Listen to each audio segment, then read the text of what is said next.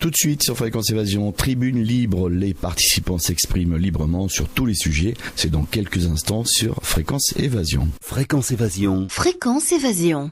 Thierry Borne, bonjour et merci d'être avec nous. Bonjour. Alors vous êtes un représentant du Conseil national de transition, le CNT, pour le mouvement du 14 juillet 2015, place de la Concorde à Paris. Comment et pourquoi avez-vous rejoint ce comité ? Comment et pourquoi ? Grâce au réseau. En fait, via Facebook, parce que c'est là où on arrive à rencontrer le plus de monde, en fait.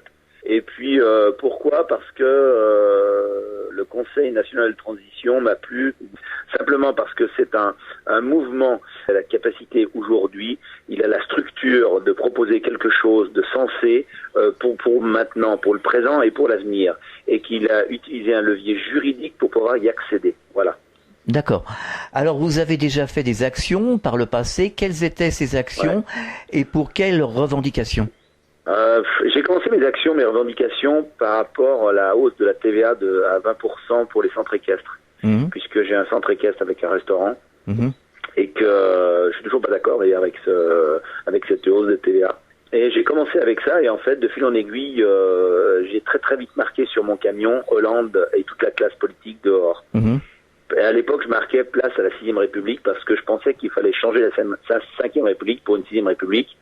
Et de fil en aiguille aussi, en discutant avec les gens d'autres mouvements et du CNT, je me suis aperçu qu'en fait, c'était beaucoup plus logique de marquer première démocratie parce que les républiques, on en a soupé et finalement, elles ne nous ont pas apporté grand-chose. Alors, quels sont les objectifs du CNT ? Alors, les objectifs, c'est de mettre à la porte tous les imposteurs et crapules qui nous gouvernent aujourd'hui. C'est la première des choses. Et pouvoir rétablir une véritable démocratie. Parce qu'en France, c'est plus une démocratie, c'est une république bananière. C'est une monarchie déguisée ou une république dictatoriale. D'accord ? Alors à partir de là, évidemment, ce qu'on a envie de faire, c'est quelque chose qui se rapproche vraiment du peuple, c'est-à-dire par le peuple, pour le peuple. Alors selon vous, qu'est-ce qui n'est plus supportable aujourd'hui pour une grande majorité des Français, de la population ? Qu'est-ce qui vraiment n'est plus supportable ? Je crois que le mot qui me vient à l'esprit, le premier mot qui me vient à l'esprit, c'est mensonge. C'est d'abord le mensonge d'État sur un tas de domaines. Parce que quand je vous dis mensonge, ça va regrouper un tas de sujets. Ça va de la dette de l'État au trou de la Sécu, ou alors la fin du monopole de la sécurité sociale, des soi-disant djihadistes qui sont en France et sur le terrorisme, sur les impôts, tous les sujets, il y a pas grand-chose de bon en ce moment. Les gens sont surtaxés, ils sont stressés, il y a de plus en plus de gens qui sont malades parce que ou ils n'ont pas de boulot ou parce qu'ils en ont trop. Enfin, il y a un déséquilibre total.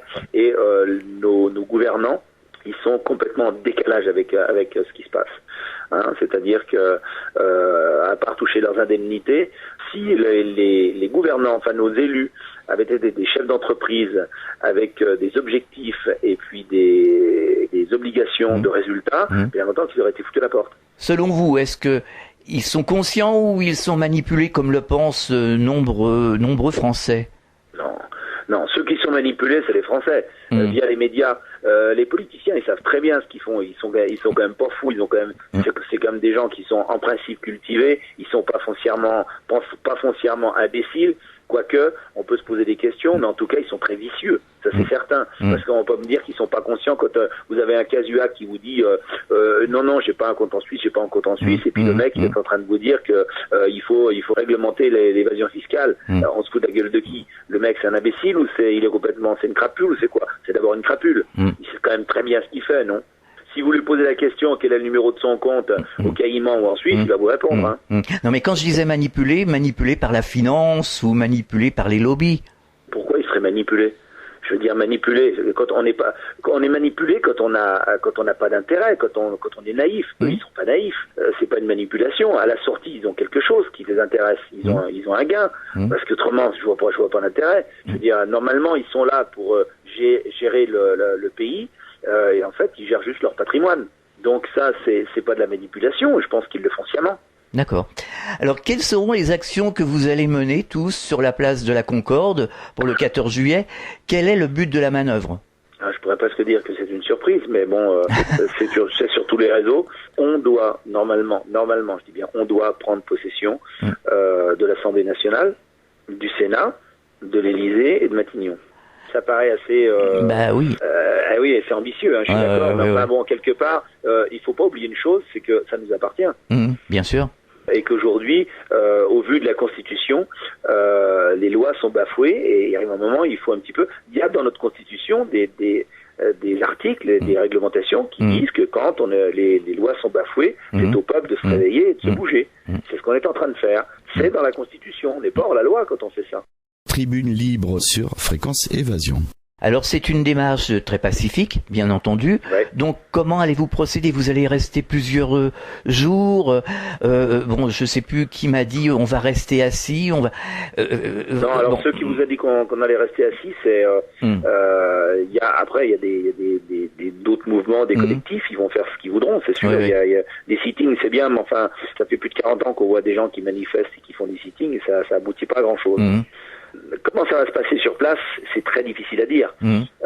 Quelle confrontation il va y avoir, verbale, manu militari, je pense pas, puisque c'est pacifique. Mais bon, en tout état de cause, ce qu'on va essayer de faire, c'est de discuter avec des gens qui seront pas en haut du gratin, on va dire, parce que si on doit discuter avec le représentant des forces de l'ordre, ça veut dire qu'on discute avec le ministre de l'Intérieur, mais lui, on veut qu'il dégage, donc on va pas discuter avec lui, mais on va discuter avec les gens qui vont le faire dégager, avec nous. Il faut savoir quand même que la gendarmerie, c'est l'armée, et que l'armée et les gendarmes sont au service de la population et pas au service des élus corrompus. Ça aussi, c'est dans la Constitution. Alors, les gendarmes qui ont prêté serment, il va falloir qu'ils se rendent ça dans la tête aussi. C'est-à-dire qu'on est arrivé à un point de non-retour en France. On peut pas régler ce problème par le vote, c'est plus possible. On sait très bien que les dés sont truqués. Quelque part, vous avez un plan. Vous n'allez pas arriver comme ça, place de la Concorde. Vous avez une structure. Tout a été réfléchi auparavant. Le plan, c'est la pression. C'est la pression de masse, c'est ça. Vous avez quoi comme plan? Je veux dire, on a quel moyen on n'a pas de moyens diplomatiques. On peut avoir des moyens extérieurs diplomatiques à partir du moment où le CNT a déposé, on a envoyé des courriers à toutes les ambassades étrangères qui sont en France. Sarkozy avait fait la même chose pour la Libye. Aujourd'hui, si vous tapez sur Google, vous voyez CNT Libye, vous tombez pratiquement dessus en premier. C'est une formule complètement légale et approuvée par le tribunal international, donc pour légaliser un mouvement. C'est-à-dire qu'aujourd'hui, le peuple français est oppressé par le gouvernement. C'est plus un gouvernement normal. C'est-à-dire à partir du moment où on peut dire aujourd'hui que les gouvernements successifs ont trahi la population, et quand je dis ça, je pèse mes mots, j'en veux pour preuve, c'est que le traité de Maastricht, et je le répète souvent, a été voté à 55% non, et qu'une année après, d'un revers de manche, Sarkozy, le traître, a simplement signé en bas de la page le traité de Lisbonne, contre la volonté de la population. Ça s'appelle une haute trahison. Ah oui, les Français nous disent justement, on a l'impression d'avoir été vraiment trahis. Bien sûr, mais c'est d'une évidence, et en plus c'est dans la Constitution. Les gens ne regardent pas les lois. Bien sûr, et si vous vous appuyez avec un avocat de droit international, vous attaquez à la Cour internationale, ces mecs-là, ils finissent en tôle pour haute trahison. Ensuite, vous avez l'or de la France qui a été vendu au plus mauvais moment, et l'or de la France, c'est notre garantie monétaire. Vous avez ensuite l'armée qui a été bradée à l'OTAN, et qui est maintenant sous haut commandement américain. On avait le général de Gaulle qui avait dit que jamais il aurait fallu faire ça parce que c'est notre garantie, notre sécurité. Et aujourd'hui, on est à la merci des Américains, comme tous les autres. Alors justement, vous avez eu des contacts avec des personnes de l'armée. Qu'est-ce qu'ils en pensent et qu'est-ce qu'ils pensent aussi de ce mouvement? Pas encore. Vous savez qu'ils sont tous à Paris, de toute façon. Moi, je suis en province, et que de toute façon, les médias sont verrouillés, tout est verrouillé. Vous avez très peu entendu parler du 14 juillet, du mouvement du 14 juillet jusqu'à maintenant. Je veux dire, à part si vous allez un peu sur les réseaux ou des presses libres. Mais il y a eu, j'ai vu un petit truc sur, c'est LCI TF1, je crois, comme ça. Les journalistes se foutaient à moitié de la figure des gens du 14 juillet. C'était assez lamentable d'ailleurs. On a vraiment l'impression de passer pour des guignols, on dirait que c'est une petite parade, un truc comme ça. Mais je crois que les journalistes, ils vont en prendre plein de gueule quand même. Parce que, évidemment, ils bougent pas avec leur petite niche fiscale. Enfin, vous êtes journaliste aussi, mais bon. Oui, non, mais de la presse libre. Voilà. Oui, ça n'a rien à voir. Les journalistes. Et ceux qui sont protégés par l'État et qui font partie de ce mouvement, qui font partie du pouvoir, Ceux-là, ils se bougent pas, ils se moquent de ça, on montre pas, et ça va leur péter au nez, ça aussi. Ça va leur péter au nez. Quand ils vont voir débouler toute une milice de citoyens dans des locaux de BFM TV ou ailleurs pour prendre une antenne, ça va faire drôle. Ça va faire drôle. Ça peut être très pacifique, mais le mouvement de masse, il va être là. Ça aussi, c'est une stratégie. Parce qu'il faudra bien qu'on ait une audimat. Bien sûr. Parce que les gens, la moitié des gens ne sont pas sur les réseaux, sont pas sur Facebook, ils ne savent pas forcément. Nous, on a fait du collage d'affiches, on vous les décolle le lendemain, alors que vous faites un truc légal. Vous avez quelques recommandations à transmettre aux participants? Les recommandations, ouais, c'est d'être là en tout cas. C'est de se bouger et puis de franchement, il faut pas oublier qu'il y a rien qui va se faire sans les autres. Je veux dire, on peut pas toujours compter sur son prochain. Je veux dire, il faut un petit peu compter sur soi-même. Ça veut dire que il faut être là, il faut être un peu responsable, il faut être patriote. On a un pays, on a des enfants, on a une famille, on a un avenir et cet avenir-là, on voudrait bien qu'il soit un petit peu plus rose qu'il n'est aujourd'hui. Et la seule manière d'y arriver aujourd'hui, j'ai parlé l'autre jour, j'ai été interviewé par Infolibre et je parlais de fenêtre de tir. Et en fait, c'est vrai que on a une fenêtre de tir ce 14 juillet qu'on n'aura peut-être pas forcément très longtemps, qui se reproduira pas forcément non plus, parce que s'il y a un loupé, pour remotiver les troupes, ça va être très compliqué. Donc vous allez rester, pas lâcher le morceau, vous allez rester plusieurs jours comme ça à faire vos actions. D'accord. On restera le temps qu'il faudra. S'il faudra rester un mois, on restera un mois. À mon avis, ça sera avant un mois, parce que ce qui va se passer, c'est que si on n'arrive pas à nos fins, le 14 ou le 15, ça ne peut que s'amplifier. Ah oui, de toute façon, ça va énerver de plus en plus les gens, ça c'est sûr. Voilà, parce que moi, le retour que j'ai aujourd'hui, je peux vous dire que la mayonnaise, elle monte. Oui, j'ai vu. Voilà, c'est ce que je vois partout. Il faut pas oublier une chose, c'est que c'est vrai que mois de juillet, mois d'août, c'est des vacances. Il y a quand même des gens qui vont en vacances, c'est vrai. La vie est belle, il y a du soleil, il y a des plages, il y a tout ça. Et quand on voit les voitures qui passent en vacances, c'est aussi pas mal des étrangers. Il n'y a pas que les Français. Et quand on vous dit qu'il y a 9 500 000 personnes qui n'ont plus de boulot, ces gens-là, je sais même pas s'ils vont en vacances. Par contre, ils vont être là. Parce qu'on va dire maintenant, il y en a ras-le-bol. Il y en a ras-le-bol qu'on nous mente, qu'on nous raconte des conneries, dire qu'il n'y a pas de travail, que ceci, que cela, qu'on se gave de tous les côtés et qu'on nous pique notre boulot. Ces gens-là, ils commencent à réagir un petit peu, ils se réveillent. Tribune libre sur Fréquence Évasion. Fréquence Évasion. Fréquence Évasion. Il y a beaucoup de participants qui nous disent on en a marre, aujourd'hui on a l'impression que ça y est, on part vers une dictature, vers une machine infernale qu'on ne peut plus arrêter. Donc, et c'est pour ça qu'ils nous disent stop. Mais on y est complètement dans la dictature. À partir du moment où les lois, elles sont votées par des gens qui ont été élus, soit au suffrage universel, mais ils vous proposent plus rien. Ça fait combien maintenant? 10 ans 10 ans qu'on n'a pas voté par référendum, un truc comme ça.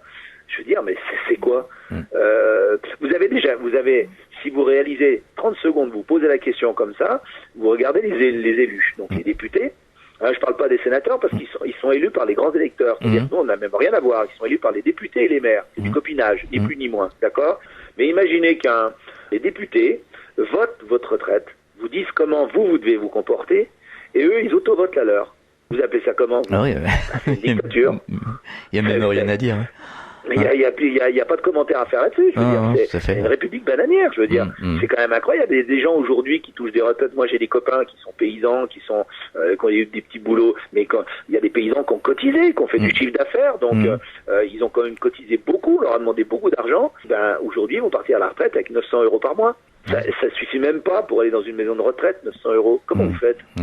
Bien entendu. Et dites-moi pourquoi en France, jusqu'à maintenant, alors qu'on vous le cache, ça fait 20 ans qu'il y a la fin du monopole de la sécurité sociale, on vous ment aussi là-dessus, et pourquoi il y a encore des régimes spéciaux? Des régimes spéciaux, ça veut dire quoi? Ça veut dire que vous avez le droit d'être vieux, malade et malheureux, et l'autre, il a le droit d'être un peu moins vieux, moins malade, et pas malheureux du tout. Et pour quelle raison? Parce qu'il est fonctionnaire, parce qu'il a été élu. Des régimes spéciaux. Qu'est-ce qu'il y a de spécial dans notre constitution? Il est marqué quand même au début que les hommes naissent libres et égaux. Alors qu'est-ce qu'on a de spécial quand on est égaux? Ceux qui nous gouvernent sont spécialement pourris, ça c'est sûr. C'est vrai que ça fait sourire tout le monde, tout ça. Enfin, je veux dire, il arrive un moment où il faut rétablir ça. Pour moi, on est arrivé à un point de non-retour. Et c'est de toute façon pas avec des élections qu'on peut changer ça. On sait très bien que les élections sont truquées aujourd'hui. D'ailleurs, si les gens votent plus, c'est pas pour rien. Moi, j'imagine une chose, c'est que on a divisé la population. Vous savez, les vieux proverbes, ils sont pas là par hasard. Diviser pour mieux régner. On a donné un semblant de démocratie en disant, vous pouvez voter à gauche ou à droite. Les grandes lignes, c'est ça, à gauche ou à droite. Après, les extrêmes droite ou extrême gauche, ça représente pas grand-chose. C'est un peu des garde-fous, là, comme ça. Mais gauche-droite, d'accord? Pendant des années, on a fait gauche-droite, gauche-droite. Vous avez eu la gauche, la droite, la gauche. Vous avez eu d'un seul coup une dissolution de l'Assemblée. Il y avait une cohabitation du gouvernement. Mais qu'est-ce qui a changé? Rien. Pendant 40 ans, le pays a dégringolé. Que ce soit des dirigeants de gauche ou des dirigeants de droite, ça n'a rien changé. C'est exactement la même politique. Vous êtes toujours plus spoliés et vous êtes toujours plus enfoncés. D'accord? Et maintenant, ils se rendent compte que de toute façon, les gens vont plus voter. Donc ça pose un problème. Alors on divise. Et comment on divise? On divise avec la religion. Allez, un petit coup de musulmans, d'islamistes. Aujourd'hui, qu'il y a des musulmans en France.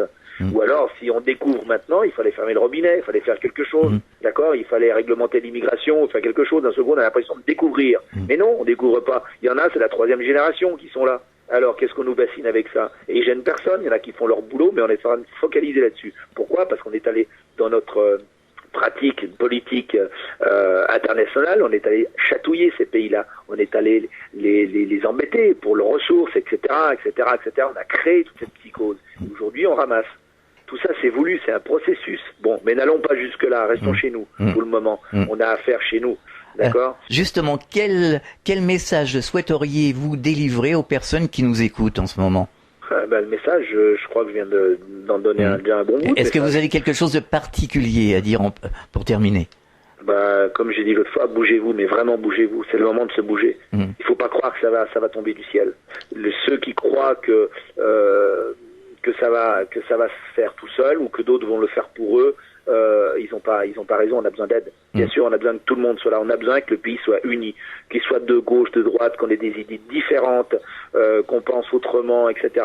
C'est pas gênant, ça. C'est justement ce qui fait la qualité d'une démocratie. C'est qu'on puisse avoir un débat après. C'est-à-dire qu'une fois qu'il y aura le CNT aura mis en place un aménagement de la Constitution et qu'on puisse voter par référendum et choisir des gens pour travailler les lois et ces lois puissent être proposées à la population et la population la votera. Vous savez, j'habite à côté de la Suisse et je peux vous dire que ça fonctionne. Mais comment ça fonctionne? Justement, on va faire une petite parenthèse. Comment ça fonctionne? Expliquez-nous. En Suisse, vous avez un président qui est élu pour, je crois que c'est 1 ou 2 ans. Il est élu par les parlementaires. Déjà. Il n'est pas élu au suffrage universel direct. Déjà, vous avez une grosse économie.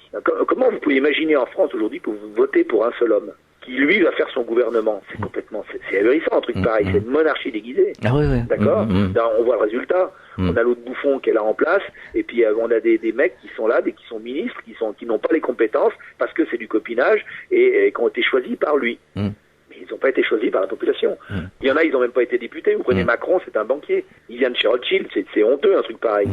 D'accord? Bon, vous avez ces parlementaires, le président est élu pour 1 ou 2 ans, il représente simplement le pays. Il ne décide rien. C'est le Parlement. Le Parlement propose des lois et le peuple vote les lois. C'est-à-dire que vous avez une feuille A4 avec des croix et tous les trimestres, et ils passent aux élections.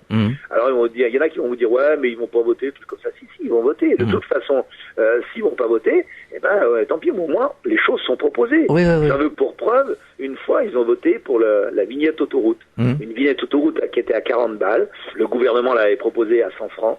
Eh bien ils ont dit non, c'est trop cher, on la laisse à 40.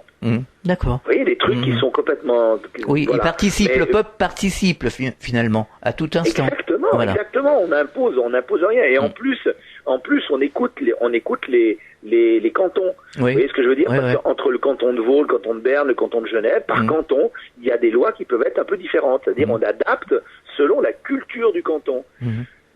Chose que les Bretons réclament, chose que les Savoyards réclament, chose que les Corses réclament, que les Basses réclament. C'est-à-dire que les régions, elles sont là. Il y a des cultures dans les régions. Il y a des géographies qui sont différentes. Il y a un tas de choses. Il y a des différences. Il faut en tenir compte. En France, ils veulent niveler vers le bas. Ils veulent mettre tout le monde au même diapason, un code barre derrière la tête, une puce électronique au poignet, et tout le monde sera bien gardé. Sauf que ça va pas se passer comme ça. Ça, on peut pas l'accepter. Tribune libre sur Fréquence Évasion. De toute façon, sur le site du CNT, on trouve toutes les informations, justement, pour le 14 juillet et pour après. Pour le 14 juillet et pour après, parce qu'il y a des gens, ils vont pas regarder jusqu'au bout et ils se disent, ouais, mais après, ça va être le chaos, truc comme ça. Pas du tout. Il y a plein de choses qui sont proposées pour après. Justement, on peut s'inscrire dès aujourd'hui, on peut s'inscrire. Alors, il faut savoir qu'il y en a qui cherchent à s'inscrire mais que ça bloque parce qu'on nous met des bâtons dans les roues. Ah bon? C'est-à-dire que, attendez, vous croyez qu'ils nous laissent faire comme ça? Tous les messages qui arrivent aujourd'hui, ils arrivent en spam. Ah d'accord, ouais. Donc on peut pas les traiter. Donc on a une équipe qui travaille on va dire presque jour et nuit en ce moment sur l'informatique pour justement pouvoir rattraper tout ça, pour pouvoir inscrire les gens. Alors ce qui est important, c'est de s'inscrire parce que il y en a en tout cas 2000 qui sont prêts pour être inscrits pour faire qu'il y ait un tirage au sort justement pour une assemblée participative. Et ça c'est important pour bien montrer que c'est démocratique et que c'est provisoire. Que c'est pas on n'est pas là juste on prend le pouvoir, c'est pas surtout pas une dictature, on dit on est là puis maintenant on est là. Non, c'est pour mettre une première démocratie en place. Alors une précision que nous disait un intervenant du CNT il y a quelque temps, il faut pas avoir peur, ce ne sera pas le chaos et le CNT va maintenir toutes les structures en place comme c'est aujourd'hui en ordre. Voilà. En fait, tout ce qui est haut fonctionnaire, ça va pas bouger parce que on peut pas zapper tout d'un seul coup, je veux dire, il y a des choses qui vont être mises en place très rapidement. On pense d'abord, la première des choses, c'est que les gens se prononcent. On va déjà bloquer la dette du pays. Ça, c'est la première des choses. Ça, c'est une des premières importances. Les Grecs l'ont fait par le vote. On va le faire. On va la bloquer, la geler pour le moment, et les gens vont se prononcer par référendum, comme la Grèce. Parce que ça me semble quelque chose d'important. Ensuite, la première des choses à mettre en place, c'est le revenu de base universel. Vous en avez entendu parler. Oui. C'est aussi un truc très important. Ça, c'est clair. Et après, on va dire, c'est pour éteindre l'incendie. Oui. Et après, les choses, il faut qu'elles se mettent en place gentiment. Mais il faut bien se dire un truc, c'est que les gens qui ont peur du chaos maintenant, parce que justement le 14 juillet, il y a le CNT qui veut bouleverser tout ça, etc. Mais finalement, les gens, ils ont peur de quoi? Que ça aille plus mal, moins mal. Comment ils voient les choses? Comment ils voient les choses si on fait rien? Parce que de toute façon, le chaos, on y va gentiment. Quand vous parlez avec tous les gens dans la rue, vous dites de toute façon on va droit dans le mur. Les gens sont conscients de ça. Ça va péter. Ça va péter d'une manière ou d'une autre. Donc le mieux, c'est quand même de le faire péter maintenant, on va dire, pacifiquement, de le faire intelligemment, avec des structures pour que les choses puissent se mettre en place, plutôt qu'il y ait carrément une guerre civile, parce que il y a quand même des zones de non-droit en France. Vous avez des banlieues où les gens, les jeunes sont en perdition totale parce que justement ils ont plus de boulot, parce que on s'est pas occupé d'eux pendant des décennies et qu'aujourd'hui ils sont livrés à eux-mêmes. Donc c'est normal que ça soit comme ça. Donc ces gens-là, cette société-là, il faut la rattraper. Et qu'est-ce qu'ils font aujourd'hui pour la rattraper? On fait plus rentrer la police, les pompiers rentrent plus. Vous avez au nord de Paris, c'est comme ça. Vous avez à Marseille, à Lyon, il y en a dans toutes les villes. Et vous trouvez ça normal? Non. Et ça, si on fait rien, ça va s'amplifier. Si ces gens-là, on les intègre, si on les responsabilise, et il est prévu avec le CNT de prendre des gens dans la gendarmerie, dans la police, dans les fonctionnaires, dans les banlieues, pour faire une audit de tous les postes à tous les niveaux, du conseil général, des communes, des départements, de l'État, pour qu'il y ait une audit qui soit faite. C'est-à-dire que le gaspillage de l'État, ça suffit. Mais il faut que tout le monde mette son nez dedans. D'accord. Parce que quand la Cour des comptes fait des audits et qu'elle vous rend des rapports, on en entend parler pendant une semaine, 10 jours, puis plus rien. Terminé. On sait que ça, c'est la gabegie, ça coûte trop cher, ça faut pas le faire, ça ceci, ça cela. Le premier à gueuler comme un putois sur son prédécesseur, c'était Hollande, qui a dit oui, Sarkozy, il a fait faire un avion, patati patata. En attendant, l'avion, il le prend, il l'a pas revendu. Donc, vous voyez, c'est un exemple de choses comme ça. Et ça va de la petite commune à la grosse commune, au département, à la région et au pays tout entier. Et il y a énormément d'économies à faire. Imaginez, j'ai été conseiller municipal 6 ans, imaginez le prix d'un rond-point. Un rond-point. Moi, je comprends pas pourquoi un rond-point, ça coûte le prix de 2 baraques, juste pour faire tourner des voitures autour. Il y a un souci, là, quelque part. J'ai dit, une exagération. Vous remettez ça au mètre linéaire de trottoir, au mètre carré d'enrobé, la terre qui a été déplacée, l'achat de terrain, etc., de lampadaires, tout ça, parce qu'on vous a mis un beau caillou, puis des plantes à côté. Hop, 800 000, 1 million, 1,5 million. C'est ahurissant. Ça paraît c'est pas grave, les gens payent des impôts. Des tas d'exemples, on peut y rester l'après-midi. Oui, vous reviendrez nous en parler une fois prochaine. Merci Thierry Borne et bon 14 juillet. Merci. Tribune libre sur Fréquence Évasion. Fréquence Évasion. Fréquence Évasion.